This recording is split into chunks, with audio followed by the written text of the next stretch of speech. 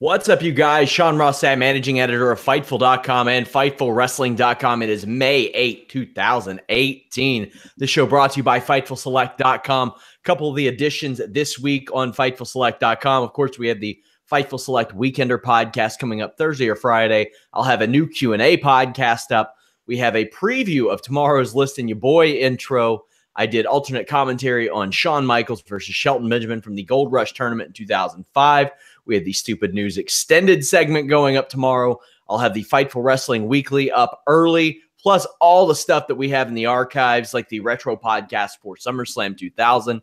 Just head over to Fightful Select, take a glance. I posted that Smackdown script really early into Smackdown for subscribers. So if you are a subscriber, I'm often posting things like that too. I am joined tonight by Jeff Hawkins. Jeff, I want your thoughts, because we didn't get them Sunday, on the night that wrestling died 3. May 6, 2018. Backlash. Now, I want to preface by saying some of the previous nights that wrestling died ended up not being so bad. But we're talking knee-jerk reactions here. I really thought that the talk of this being the worst pay-per-view people have ever seen was a little overblown. I do too. I just a little bit. Rollins Miz excluded that from even being a possibility. And I'd even go so far as Ruby Riott and Bayley. I thought that match was really pretty good. Other than that, it wasn't that it was bad wrestling. It was that it was bad logic and booking within the matches. I mean, the main event, where you beat down Roman Reigns for that long, and all of a sudden he powers up like a video game, gets the somersault dive and does a spear when he's just getting his ass kicked that long. I hated that. The AJ Nakamura ball shot fest. I don't know. I kind of liked it. Other people didn't, but other than that, it wasn't great, but man, people were really sacrificing themselves on the altar of this is the worst pay-per-view in my recent memory, et cetera, et cetera. Did they forget Battleground from, I think it was last year? I think it probably did. It was one of the worst it might have been the worst since then. Well, WWE, at least. I mean, every year's Triple Mania is trying to set a new low, but... Yeah, but you're gonna... It's so odd because it's like... It's the worst pay-per-view since the last worst one, and they happen far too frequently now, to the point where everybody just thinks we've bottomed out. Never say that. I thought that whoever worked as producer for a lot of these matches, which actually we have the information up on Fightful.com under our exclusive section, but whoever put together these, and then if they conferred with other producers and said, okay, we're all working the rest hold tonight. Okay, good. Great. 11:15 p.m. Eastern rest hold. Yes. We're good there. That was the major. It's like it's 11:05 and we're starting the second to last match. And I think also your opinion of this overall pay-per-view really depends on what you thought of that Elias segment. I tend to think, in addition to the bad logic and how much time they wasted going late, if you found that Elias segment to be bad, you really hated this pay-per-view. I liked it. If you got some joy out of it, you weren't as harsh on it. That's what I tend to find with the criticisms I've listened to. As people who watch List and Your Boy on Wednesday afternoon find out, I always go into a show and optimistic, and I'm all for a fun segment like what Elias did, but man, some of the in-ring on that show was just so brutally boring. And it really felt like the last 4 weeks of my viewing were wasted. Yes, and that's all a holding pattern. That is my major problem with WWE right now. It's going to be a theme on this show. It's going to be a theme on Shake Them Ropes. It feels like I've invested all this time watching. There's no real build, so you're hoping for the nice blow-off on the paper, and then you just don't get there, and it just feels like, all right, I've made excuses in my head why I'm continuing to emotionally engage in this product as opposed to, play with my phone while I'm waiting for something to happen or something to that effect. And it feels like it's to quote the old A&E marketing line, time well spent. Yes.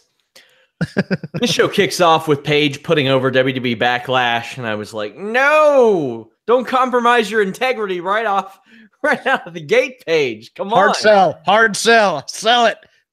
She says that AJ and Nakamura got into a low blow confrontation. I feel like myself and WWE got into a low blow confrontation over the last several weeks.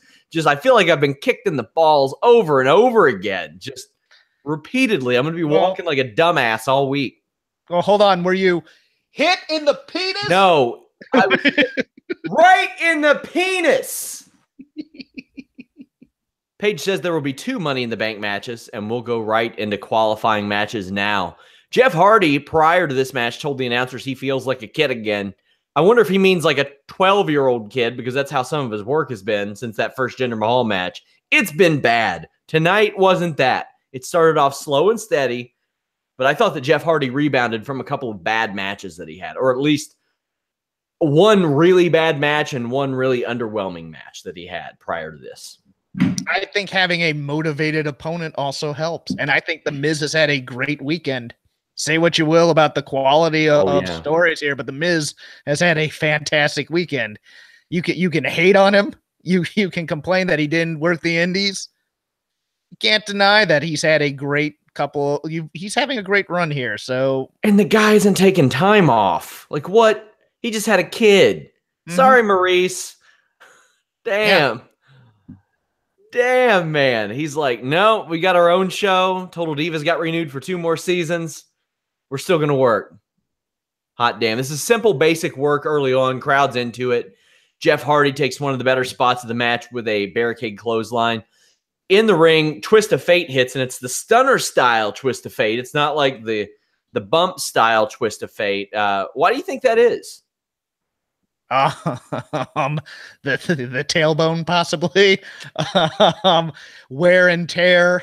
He may feel like a kid again, but he doesn't have the body of a kid again. He doesn't have the recuperating powers of a kid again. That's something I brought up on the post Backlash show, is that he has said in interviews, I think with Robbie Fox of Barstool Sports, that he used to try to take care of people as best he could on that Swanton. And he said, not anymore. Sorry, guys. It's my tailbone before you all. Mm-hmm. And you can kind of see that. So Miz gets out of the way after the Twist of Fate and gets a neck breaker inside out onto the apron. This match has gone like a really long time, but then it picks up even more. Hardy does a flip to the outside after a whisper in the wind, and then a nice sunset flip powerbomb got 2. If that would have finished it, I would have bought it. But the finish was way better than that. A Twist of Fate and then a swanton onto Miz, but then Miz reverses the pin into a crucifix and wins. This match just got better and better and better. It started off very mediocre and very average and turned into a damn good match. I liked the swerve at the end. I reserve the right maybe to backpedal that because I'm still not. Old school me thinks, okay, you hit your finisher, you should get the pin rather than if he had slowly pulled him over as opposed to really quick. I'm debating that a little bit in my head, but I as it was, I liked the swerve. I liked that the Miz won this, and I liked the ending quite a bit. I like this match quite a lot. Has anyone ever told you that your internet is trash? No, because it's generally worked fairly well. But getting a lot of Kane voice box sounding. Well, give me a second. I'll be right back. Sure. Backstage crappenings. The bar is backstage. So when I got the script for this, there were a lot of things that alluded to maybe tag teams and a Money in the Bank ladder match. That's been a question that's been asked for quite a while now. Everybody's asking me if I know about a tag team Money in the Bank ladder match. I don't know what the deal was with the selfie promos yesterday. I was not told that they were planning one. I wasn't told that they weren't planning one. However, in the run sheet, it was listed as all these tag teams and the Bludgeon Brothers in a promo. It wasn't listed as like action figures in a promo. But we'll get to that a little bit later. The bar is backstage. Sheamus is eating Lucky Charms. He thinks he can do better against Xavier than Sheamus. And there are a lot of goddamn pancakes in their gear bags, Jeff. Prop comedy, always a good thing, right? Yeah. I mean, how long do you think it takes them to make Worked all for those Dean pancakes? Ambrose. Oh, I think they just take all the stuff that nobody wants from catering and just sticks in people's bags. There's no way that they prepare that many pancakes. Oh, but pancakes are cheap and easy to make. It's not that hard. It won't take that long, to be honest with you. And you know what? You pay extra. I ate some paleo for the pancakes this week. They were great. They were great. Shinsuke Nakamura is being interviewed backstage. He says he doesn't speak English. And then he says that AJ Styles is nuts, but so is he. And he says that they are nut finished. I should be ashamed that I laughed so hard. We should all be ashamed that we like this, but you know what it is? It's Shinsuke saying it. That's why it's funny. It wouldn't be funny for half this roster that regularly does. Yes, because Becky's charming with her puns, but also from a fashion angle, hipster Shinsuke Nakamura. I love when he, the plaid shirts or any button-up shirt button all the way to the top. Acting all. This incarnation of Shinsuke interests me to no end, and I love it. I still felt real guilty laughing about this, like I betrayed myself for laughing at something so goddamn stupid. Well, if you watch his delivery, he's winking when he says it anyway. So he's giving up the ghost anyway. So we can all laugh at the fact that he realizes what he's saying is kind of dumb. We get a selfie promo of Carmella gloating about her win over Charlotte. She says there's going to be a Melibration next week. I thought this promo fit her character very well. Oh yeah. No, she has her character down pat, and it's great. And the the obvious joke here is, who's going to be invited to this Melibration? I love it. Where's SmackDown next week? It's in the UK, yeah? Yeah. Okay, there we go. I really don't mind these selfie promos aside from the weird text.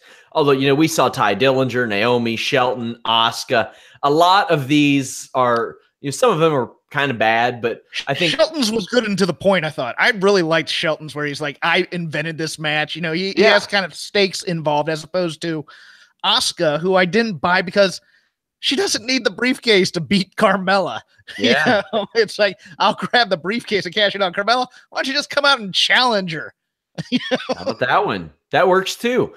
Yeah, and ultimately, I think it gets a lot of these people's faces on the show without overexposing them or shoehorning them into something. And somebody say, no, they're stupid. Why don't they have Renee Young interview these people? Well, you can't do a Ty Dillinger and Naomi interview back-to-back backstage with Renee Young. Also, what's Renee Young going to ask them? Like, hey, Ty, you're not on TV again this week. How does that feel? How does that feel? What are your thoughts going into this? What are my thoughts on this? Yeah, these are a little bit more natural. They're not perfect. Don't get me wrong, but you get glimpses of what could be when they do these things. I mean, Mojo showed that. So I sure as hell don't miss Baron Corbin being interviewed. Who did his gimmick? Oh, Roman did his gimmick last night. Where he basically repeated the question right back at her. It's like, okay, we're just gonna pass it on to him now. What are my feelings? On your take of the Bludgeon Brothers backstage. They have a bunch of torn up toys backstage. On the run sheet, it had all these teams listed as if they were actually there, which I thought was kind of funny because it just says like Usos, New Day, Club, Bludgeon Brothers segment. And I was like, interesting. Backstage. And these toys are like mangled and the merch is burned and torn up. And you see Rowan and he's got the hammer and he says, we have our own toys. What'd you think of this? I actually thought it was going to be a Sanity promo up until the point they revealed for them earlier. Yeah, up until the point where they showed the Bludgeon Brothers. I thought, wow, this is kind of a cool way to introduce Sandy. Oh, it's the Bludgeon Brothers. All right, that's okay. It didn't offend me, but it didn't make me didn't make me wild about the Bludgeon Brothers because I don't think they need this kind of promo. They've already established themselves as badasses. I make them more badassy as opposed to more how do I put this? More showbiz entertainery. I don't need that aspect of it. I don't need the symbolism. We already got the steak. We don't need more sizzle from them. Now, all these mutilated toys, this leads to rampant speculation that they have apparently abandoned Bray Wyatt for Sid from Toy Story. Is that true? He'd be a hell of a heel. Oh, he was a great heel. He was an awesome heel.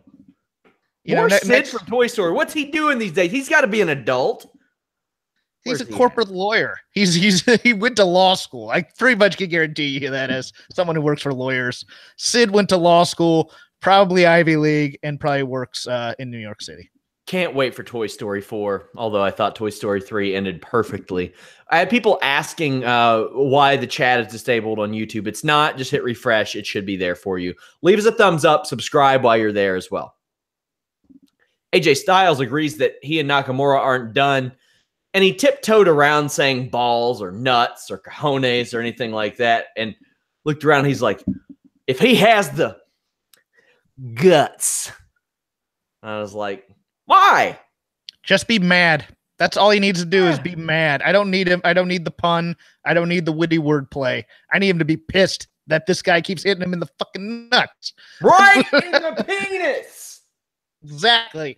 If you hit me in the ding dong more than once, I'm going to be livid at you. I'm not going to care about social graces. I'm not going to care about puns. I'm going to want to murder death you. So don't hit me in the ding dong, please.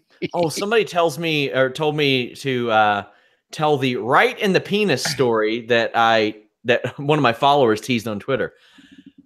I would say about 14 years ago, we had a video scavenger hunt where we had someone submit this list of things that we had to do and catch on film.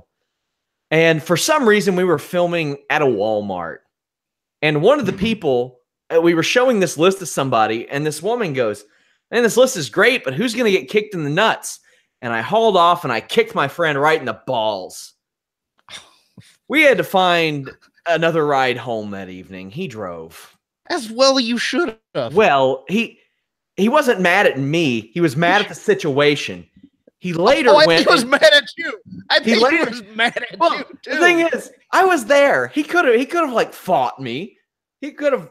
I mean, we did fight eventually years later, but like I think he tried to go get in a fist fight that night with somebody else. I was like, man, I was right there. Like, well, I would have taken one for the team. No, he needed to drive away to recover, and then he was so mad he got in a fist fight. He's gonna get with a fist fight with you immediately. Some other poor schlep down the road took your beating for you that night. Brad Barty says, why is SRS questioning why Jeff does the twist of fate how he does? Jeff's only been doing it like that for years. SRS thinking he does it the Matt Hardy way. No, he's done it in several different ways over the last several years. Go back, check the tape. He does it multiple ways, depending on how he feels on that day. Depending on aches and pains, I would guess. Yep. Andrade Cien Almas debuts next week. It is about goddamn time. This contributed to the holding pattern that I felt like we were in. No sanity, no Andrade Cien Almas. On this show, there was no Big Cass, and there was no Samoa Joe as well. No Asuka, well, outside of the selfie promo. I was a bit surprising that neither Joe nor Cass was on this show. You'd think at least one would be on there. I don't know if it's thought to protect your monster heels or if it's just maybe they're angry at him over the matches on Sunday. I don't know. It could be either. As Vinny Fernando pointed out, Jeff Hardy literally did that move both ways tonight. There you go. You tell them what kind of bump they take, and they take the bump. Money in the Bank qualifier, Charlotte Flair defeated Peyton Royce. I did not like this match. The Iconics come out and troll Charlotte, saying that Charlotte losing made their uncle laugh so hard it cured his stutter. Now, while the delivery I thought was phenomenal and they have star written all over them, I don't know how this works. I'm not a medical doctor. How does one cure a stutter via laughing? Is that like some like old school cure that I didn't know about? I think it's Australian. We need to ask Anna about this. We do. I just want to specify, like, we had people saying, oh, where's Anna? Anna thought about coming back, but the show has been so goddamn bad that she was like, I'll pass. So there you go. So it's not me. I'm thankful. Well, it's also you. You know what really kind of it's irrational, but it sets me off a bit is that Charlotte again, and I've brought this up numerous times. She can't stay emotionally focused. She laughed during this thing. I don't know if she was doing it just to kind of go along with it, but she shouldn't be laughing at this stuff. No, it was one of those. It was a bad choice in some ways. Well, I'll approach this Charlotte thing after the match. This is definitely not the best work match. I didn't think they were on the same page. That strike trade they did, like you could see Peyton's coming from a mile away, which I guess is kind of why they got blocked. And her selling of the chops was real bad until she took the bump. Her spinning wheel kick always looks good. That looks really good for what she does. It's so much different than the one you would see out of an Aleister Black or a Rich Swann or an Edson Barboza in the UFC. But hers looks really good. The neck breakers did not. The spear did not. No. About 2/3 of the way through this match, it seemed like they were very tired. And they were trying to do, and the rolls became sloppy. But I did like Peyton's. I like the foot to the throat spot. I think that's always looks very impressive, especially from Peyton. Yeah, and the tope spot was a little bit clunky, especially getting off of Billy after doing that to get to that neck breaker, which didn't look terribly crisp. I'm gonna argue another angle about this. This is something, one of the few tweets I did tonight on both this show and Raw. For these Money in the Bank qualifiers, they took their hottest heel from the undercard that they could build up with some momentum, and they beat them to get them in this match. They did that for Ruby last night. They did that for Peyton, who it appears to me right now seem to have more of the shine going in terms of this Iconics duo. Oh, I mean, that's always been the case. Yeah, but it's also it's not wins and losses. It's not 50-50 or anything like that bothers me. It's when you need someone new, it's best to go to the person that has momentum. Mm-hmm. And I thought for sure they're building up Ruby Riott for Nia Jax, and that threw me off. And then this threw me off too. I understand wanting to give good competitive matches for these Money in the Bank qualifiers to make it seem like it's legitimate. I think that there are other people you can have Charlotte beat here to get in. I don't know why you don't do like triple threats or some battle royals or like get as many people involved as you can. Royce got a 2.9 after one of those wheel kicks, thanks to the interference of Billy Kay. Gets hung up in the ropes, eats a boot. Why would Charlotte go for a moonsault 2 days after it cost her the championship? Also, Tyson Kidd's been doing a lot of great work with production and stuff. He produced this match. Did they even work the knee at all 2 days later? They referenced it on the moonsault, which Peyton gets the knees up and Charlotte's right back to working, even though the knees are up. It was everything about that whole thing. Yeah. Nothing about that made sense watching it, but maybe they've had some thinking behind it. Figure 8 gets the win. This was bad. Now, I had a lot of people, because I was pretty vocal today about my disdain for the character building of Roman Reigns. I thought 2017, from WrestleMania through the end of the summer, really, that was some of his best booking that they ever did for him. Braun Strowman, even The Undertaker, just his complete lack of empathy for anybody, anything. I thought it was really refreshing. It was the right way to build him. It gave him a little bit of an edge. And then I had a lot of people comparing today Charlotte to him. And I was like, well, here's the thing. Charlotte is not fresh off of 4 headlined WrestleManias rolling with a Charlotte versus the Machine storyline. We've seen Roman Reigns versus the Authority. We've seen Roman Reigns and Triple H. We've seen Roman Reigns and Vince McMahon. We've seen Roman Reigns and general managers trying to hold him down. Now we've got Roman Reigns against basically just the anonymous Machine who doesn't want him to succeed. We've never seen that out of Charlotte. In fact, we flat out had it referenced in promos, whether she was a heel or a babyface, that she gets preferential treatment because of who her father is. That's in canon in WWE storyline. That's why I don't have as much problem with this. If they tried to switch that up and said that Charlotte's got to overcome so much in her career and her life, and that's not the case. I'm curious to see how you feel about this, Jeff. Charlotte's problem right now, she's never had a one-on-one feud where she's been physically dominated. And if you're going to have her as a babyface, the whole thing about the preferential treatment is going to stick out there until she proves herself a worthy up-and-coming, but not having good matches. Okay, having good matches is fine, but in a storyline, in a logical build where she has to come back. And there's only really, in my mind right now, there's 2 possibilities on this roster that can do that for her, and one not on the roster that I think would be intriguing, that I kind of opined in my fantasy booking head. I think if Becky snaps after this losing streak and becomes a Ronda Rousey, like break your arm off in 30 seconds type, you could do that story of 2 friends who have had a falling out. I thought that Charlotte's booking from NXT should have been their Ronda Rousey. That's why when Sasha beat her, I was like, whoa, really? I thought she was going to be their Rousey. You know, you could have Asuka get born again hardcore and just destroy her one week. Or you could have someone, here's my off the beaten path pick. For this year's Mae Young Classic, you book Madison Eagles to have a run. And then you put her on the main roster doing a Terry Funk-like gimmick, like Funk Flair 89, where I'm doing one last run. I'm a little bit older. I'm the veteran, and I've never really had a run here in WWE. Give me this. Because she is physically dominant enough, and she is good enough to really make Charlotte look good in a feud and to really hang with her physically where you believe that they're equals in the ring as opposed to a 2-on-1 beatdown or something to that effect. That is what she's missing, or you need to turn Charlotte heel again and have her be a bully. Those are the 2 options you have right now, in my opinion.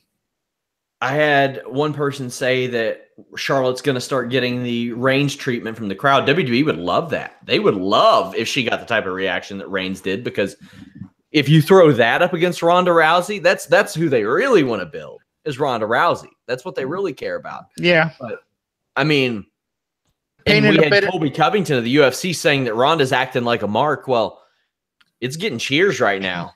I don't think that even they expected such a unanimously positive reaction to a Ronda Rousey. Well, what happened was that match at Mania over-delivered, and it had people buy in because they were starting to check out with the story, but the match got them back in. I still think they've kind of Rob McCarran has a great theory. He still thinks that they're going to do the Flair 16-time thing with Charlotte. So it's going to be hard. Sure, they were a couple years ago. Yeah, but now I'm not so sure because you have to have Charlotte lose more to do that, and I think that hurts her. So I think tying it in with the Flair story and then trying to build her up for Ronda is going to be difficult. So I think they're just going to have her continue to win and build it up that way. Yeah, the Roman Reigns thing was a big part of my Twitter today.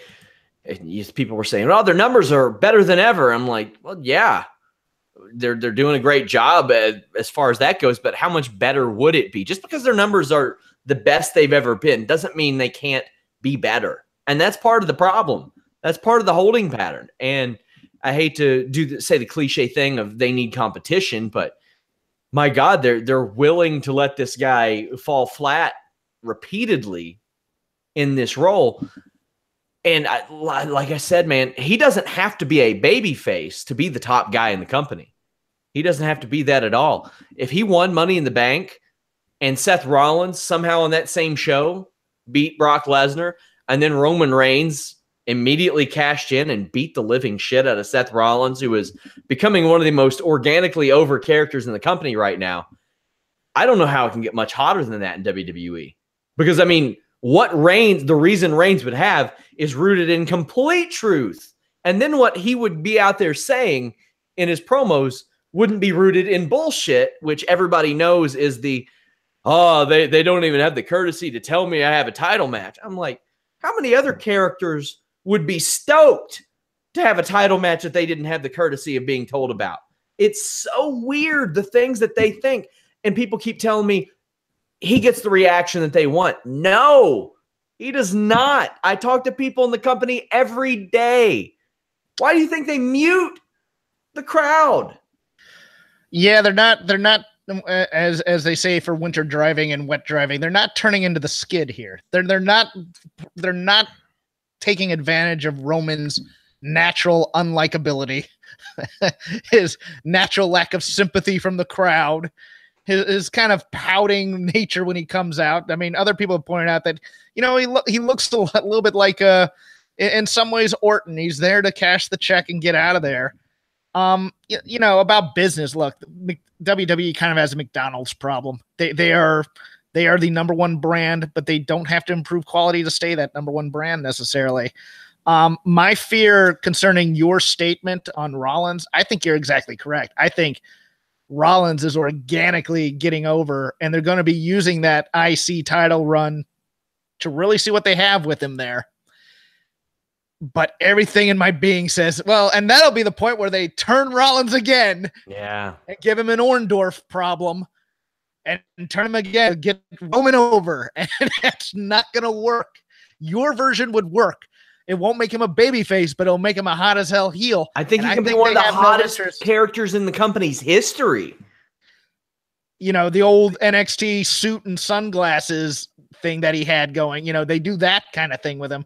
But man, everything about their instincts and their history tells me, yeah, they're gonna make Seth really hot like they did on that comeback, and then inexplicably align him with the Authority again or something like that. And you're just like, no, don't do that. Why are they so against going the complete opposite way and have him say, yeah, the machine is behind me. Tough shit. Get over it. I'm better than everybody else. Is it that hard?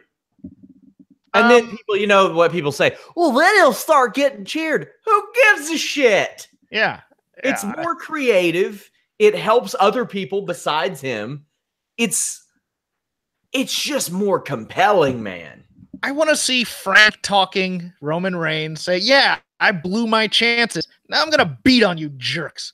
You know, let him do the Baron Corbin, you know, go back to Ring of Honor, you jerk type of thing, you know, have him be the, you know, but the problem is, of course, they plug the WWE as the babyface company through the WWE universe and all the philanthropy and stuff like that. So it's hard to make the company, the machine, the heel without getting too McMahon-y.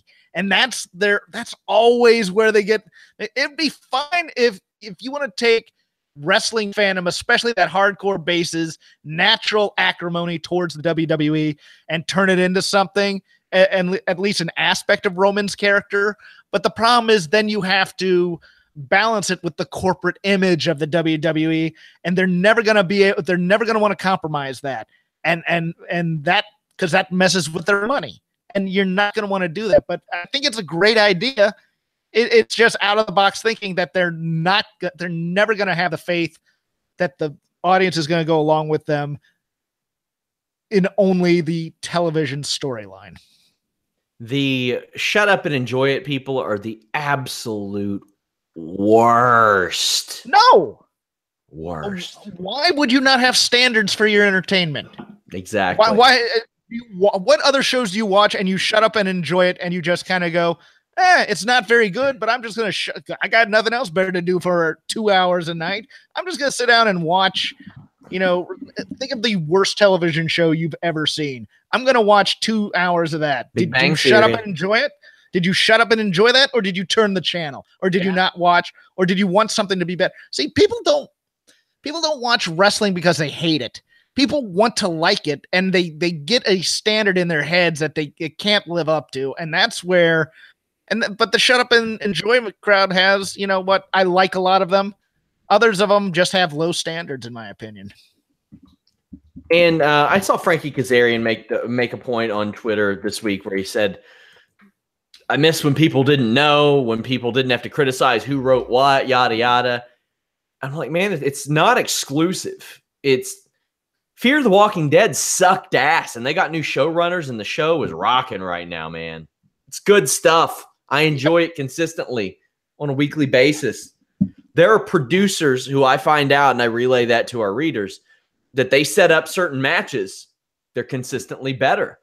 Shows underneath certain people have just worked better. Well, I think I think it's I think he's aiming at the wrong criticism here, because it's not that the audiences don't like the wrestlers. They do. They're all in on that. They love the guys. They love the locker room. They love the business. It's like watching actors you really like with a really bad script. That's what it's bad movie stuff. And so now you're just getting arenas of 16,000 people doing Rocky Horror Picture Show type of call and response, trying to entertain themselves while they're a bad movie, and each paid far too much money to have to do that, to be honest with you. You know what? I like Roman Reigns in the ring. I like him as a talent. He is a very talented guy. I really enjoy him in the ring. I like Sean William Scott and Billy Bob Thornton, but Mr. Woodcock was the absolute shits. It was terrible. It was miserable. And you know what? You thought a movie named Mr. Woodcock would, man, that's my Citizen Kane, Mr. Woodcock. You never know, man. Hey, that Billy Bob Thornton joint on Amazon Prime is good. Goliath, some good stuff. Okay, I'll take your word for it. Pal. Back to SmackDown. Cesaro and Xavier Woods had an exceptional match, which it would have went on longer. Inverted infrared from Xavier was a really cool spot. He is really underrated in the ring. Kofi takes out Sheamus at ringside. The end came when Xavier went for his rope walk elbow and got caught with a European uppercut, got busted open. Cesaro pinned him. Cesaro then jumped into Sheamus's arms. I love that they use this as a finish. Yeah, I think the one thing that got my attention more than anything was I was always asking, was Sheamus checking his phone during the match? I saw that. What are you doing out there? That's all I could think about during everything else. He's ordering from poopsenders.com because these guys keep filling his shit up with flapjacks, and he's like, no. I got gorilla poop coming to Tampa next week for your asses. Randy Orton's going to get hold of your bag next week. Yeah. Hey, he wasn't on the show tonight either, was he? Well, you know, he's a star. He doesn't have to be there. That's true. So next week, The Bar versus New Day. Winning team has a member go to Money in the Bank. Now, under the VTR listing on the script, it just had Money in the Bank qualifiers. That led me to believe maybe they are running with this, but it looks like they're just going to add one of them. I would suspect it will be New Day, and they'll put Kofi in there because, I mean, first off, why wouldn't you? But even in storyline, New Day are all about Kofi. Like in storyline, they're like, no, we want Kofi to be world champion. Yeah, no, the promo at the Greatest Royal Rumble, if you watch the pre-show for that, I think it was, where they had a New Day promo, and they're like, there's only one man who can win this. And all three of them went, Kofi Kingston. Yeah. And that's the story. The story is that the New Day really think Kofi is the star of that group. Yeah. And they're waiting for his world title run to come because of all these wonderful things he's done in the past. Yeah, I suspect the same. Kofi's going to be in there to be the modern day Shelton. Well, I mean, Shelton might be the modern day Shelton. Shelton might be in there too. So I doubt, I really with 95% certainty would say no member of New Day will win the Money in the Bank briefcase. But if you wanted a way to keep them out of a tag team title picture for several months, them with one Money in the Bank briefcase and the chicanery that they go through trying to make Kofi Kingston champion, I think would be pure entertainment on television. I think it would be hilarious. I think it would be really, really good stuff. However, I don't know that they'll go there now that it's, Raw and SmackDown in one match. Also mentioned Elias could do it, and his briefcase could be a Money in the Bank guitar case. I think that would be a lot of fun. Mandy Rose defeated Becky Lynch. I have it listed as Sonya Deville in my notes. I was obviously flustered there. Sonya Deville was flustered. And apparently Paige is not Mandy Rose's real mom. I think we're gonna need Mari. We're gonna need a maternity check on that one. Yeah, you know what? I kind of liked the defiance of, no, we're staying together, even though you said we're dead. I think that's a nice little wrinkle. I do. I think those two belong together. Now, that said, this entrance by Mandy Rose. They threw the NCIS filter on her. This stop and start thing that they had with her with the walking thing, not working for me. Awkward. Awkward. Sucked. That's what I said. That was my exact wording was this new Mandy Rose entrance, ... awkward. Yeah, we're gonna need to work on that in post, I think. So the fuzzy filter, I think they wanted to make it seem like she was steaming up the lens, but yes. I gotta ask you, because I'm not hip to this. Why the hell do they do that on NCIS? Is it to hide aging? Like, what is that? Yes. No, that's a soft light type filter. It's Barbara Walters uses it all the time. If you ever watched her interviews too, when they were filming her, it's to hide the wrinkles and crags in people's faces and things of that nature. I got to put NCIS up there with Murder, She Wrote under like one of those shows that had the most confusing last few minutes before I would tune into Raw. I would catch those last 2 minutes and it'd always be them like joking at the office. And I'm like, what did they just go through? Because it looks like it can't be that serious. And even on Murder, She Wrote, I'm like, the show has murder in the title. Why is she cutting a rug at the end of this? It's the underlings are doing like pranks and stuff like that, and just Mark Harmon's being a crank. That's all I know. Pretending like he's not 80 years old with that weird filter. Weird girl in the lab who has no business being in the military or in a forensics lab. But okay.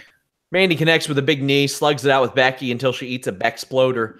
Then out of nowhere, Mandy Rose rolls up Becky Lynch.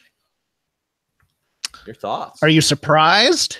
You know, I'm not really. It's one of her first singles matches on SmackDown. They probably want to establish her. They probably think that Becky is bulletproof. I've been calling this for every Mandy Rose match since she came up because I thought, okay, Vince is going to take one look at her and go gaga. And then they end up like kind of hiding her in the elimination chamber, which kind of shocked me because I thought for certain she was going to get a couple of eliminations there. I thought she was going to make a run in that Royal Rumble, and she kind of did, kind of didn't. And then I had someone write me and goes, well, what do you think of this burial of Becky Lynch? I'm like, it's not really a burial if you don't think that she was ever going to be that high up.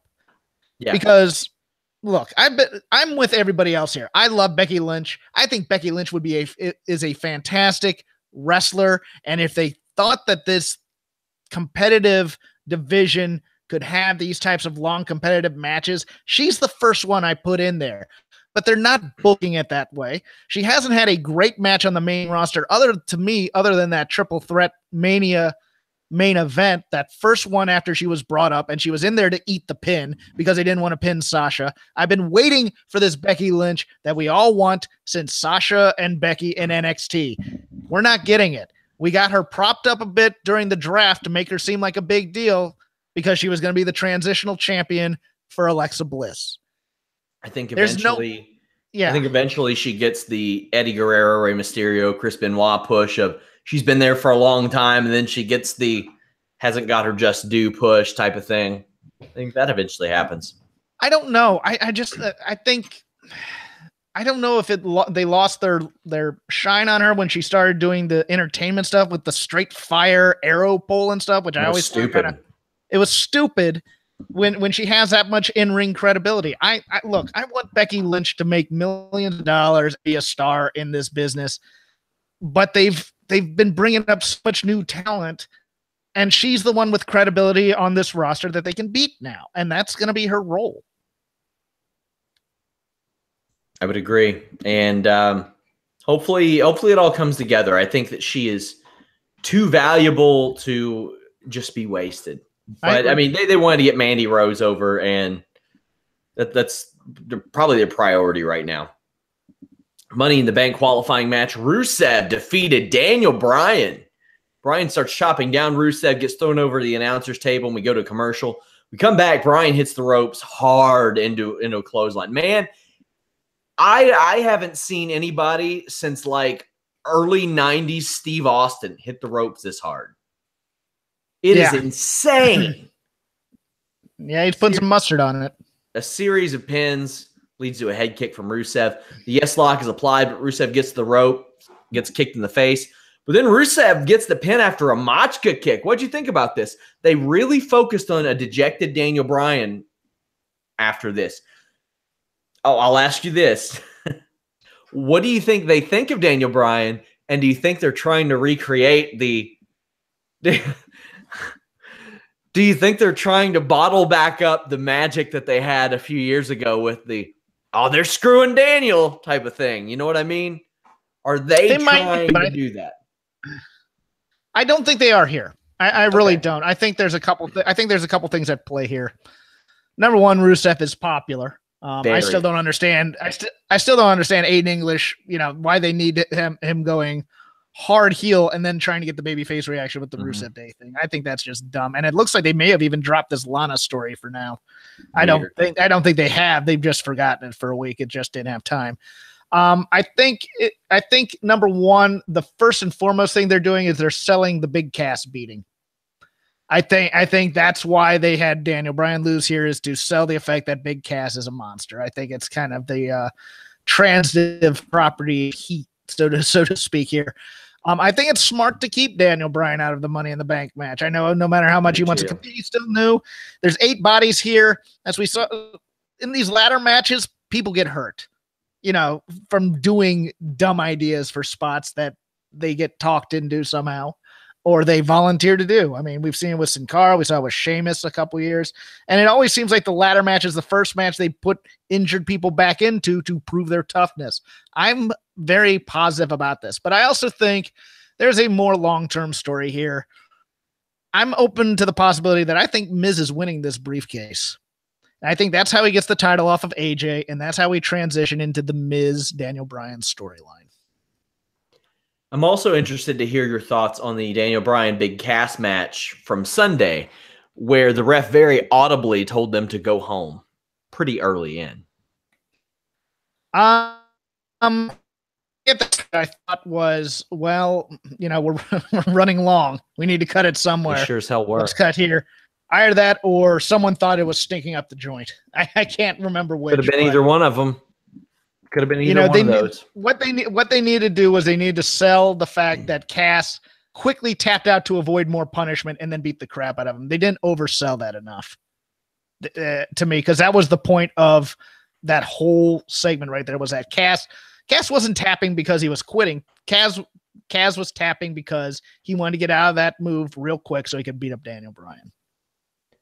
I'm very, very interested in the dynamic that perhaps was going on in discussing this Daniel Bryan Rusev match, because WWE clearly knows that Rusev is popular, but they still want to heel him. But they had to beat Daniel Bryan, one of the most popular guys in the company. So you have legitimately 2 of the most popular guys in the company, but one of them they want to be a heel. You know, a lot of things go through my mind, and you know, I haven't been able to ask yet, but like, did they do that knowing there wouldn't be as much backlash to a Daniel Bryan losing to a guy like Rusev, who is just as not just as popular, but really popular? No, I still think the logic is they're selling the beating from Cass. I think that's they like. I mean, that's WWE logic. They don't oversell the injury because people come to see the stars and et cetera, but they say it on commentary, so you're supposed to believe it. Now, nobody in the arena knows this. That's the problem. I mean, if Daniel Bryan come out with bandages on his head because of the beating he took, then you're selling it to the crowd, but the crowd doesn't know that, so the crowd doesn't know how to react, so they just view it as Rusev beat Daniel Bryan clean, and there's the shock factor there, so to speak, but there's also the factor for a live audience. We are a week and a half removed from the greatest Royal Rumble, and his chest is still bruised. As well it should be. It takes time to do that. It's kind of like hitting in football. You know, you kind of have to get your body used to it, and then the aches and pains stop. I mean, it wasn't Peter Carl Ouellet against Walter. If you saw the pictures of that from Mania weekend. I watched the match. Holy crap.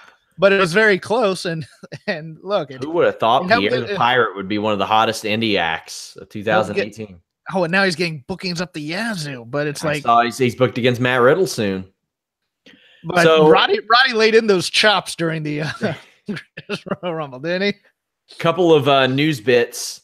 Brandy Rhodes apparently worked 2 matches with a broken clavicle. Yeah, that is tough. She underwent surgery or is undergoing surgery. Nothing but respect for Brandy Rhodes. She could have stayed in WWE forever and been a ring announcer because she's a very attractive woman. She said, "No, I like wrestling.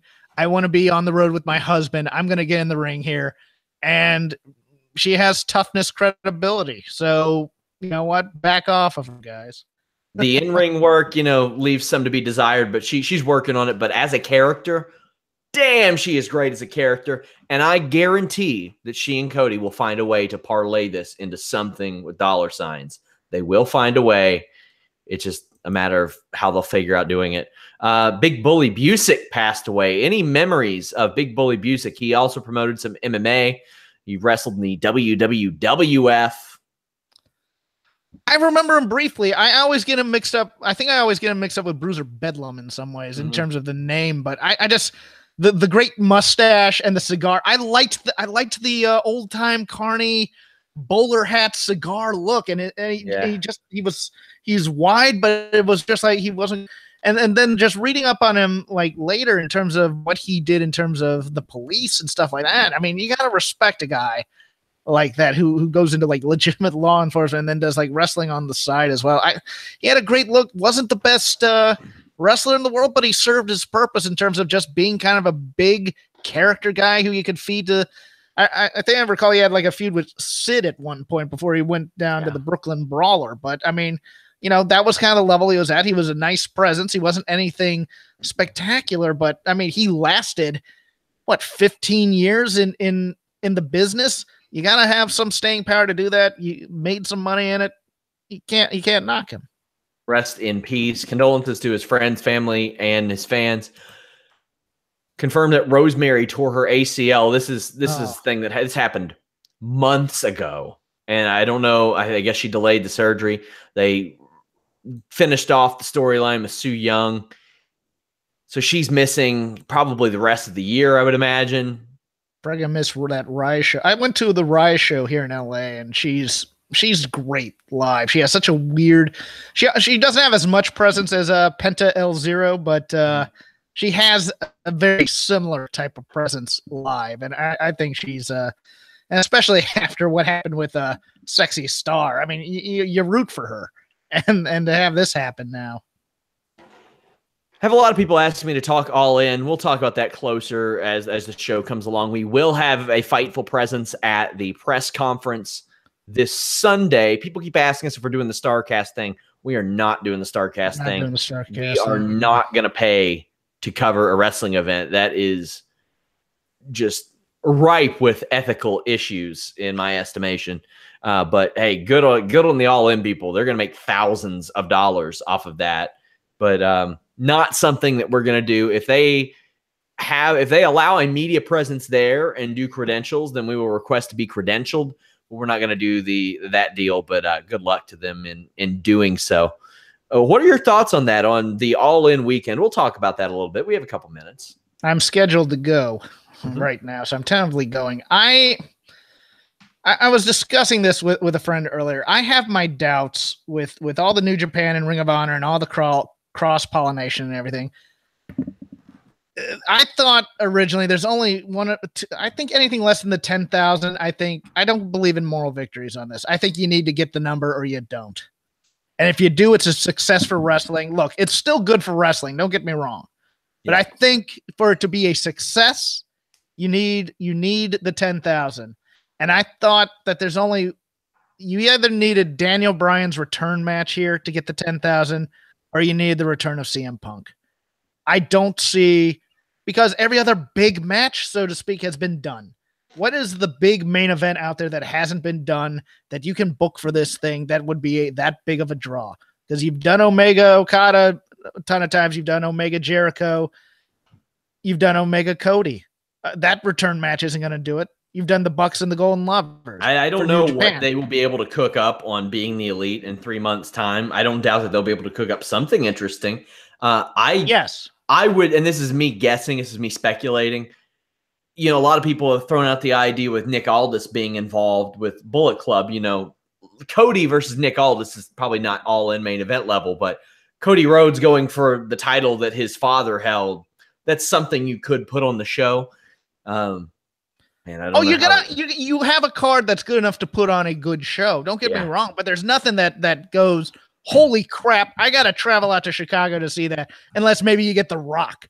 You know, it's you need that kind of a draw to get that kind of a crowd. Just having a solid card top to bottom, you know what, you'll get, 3,000, 4,000 sold on the first day, and you'll get the trickling in, and you'll get this, you'll get some buzz, and you build up the buzz that way. But as an event, you're just like I'm like, well, what is there to put on this card that will draw, especially with every super indie in the world, New Japan being in America, Ring of Honor still trying to draw and get cards. What's a good main event that won't step on any of their toes and could still draw 10,000? Yeah, I would imagine Cole Cabana eventually gets booked in some capacity because Chicago. I would hit up AJ Lee too. I mean, she's in town. See what you can do, what you can try to make happen. Mm-hmm. Rey Mysterio, maybe he'll end up getting booked for that because he's a bit of a draw. But guys, head over to FightfulWrestling.com. We will have all that news. Jeff, what do you got going on this week? As soon as I log off here, I'm on the air with Rob doing Shake Them Ropes. We'll be talking all weekend, all 58 hours of WWE action so far, and we haven't even gone to 205 and NXT for me. Shout outs to Robert McCarran. Of course, guys, we did a great preview show of the UFC 224 pay-per-view for this weekend. Holy Smokes MMA podcast. Check it out. We had Brian Kelleher, who's in a big fight against John Lineker on that show. We had pros picks. We talked about UFC's new deal with ESPN. We talked about the rumors of GSP versus Nate Diaz this August. Hot dog. That's a good show. We have a live post show coming up this Saturday night. Follow me at Sean Ross Sapp, but of course, go to Fightful.com and check out FightfulSelect.com, our premium service. Just give it a glance. If you all want a preview of what you can see on FightfulSelect.com, I have a playlist on our YouTube at youtube.com/Fightful that is all just preview content for Fightful Select. So if you're on the fence, check it out. Give it a glance. Until next time, guys, we are out. Good night.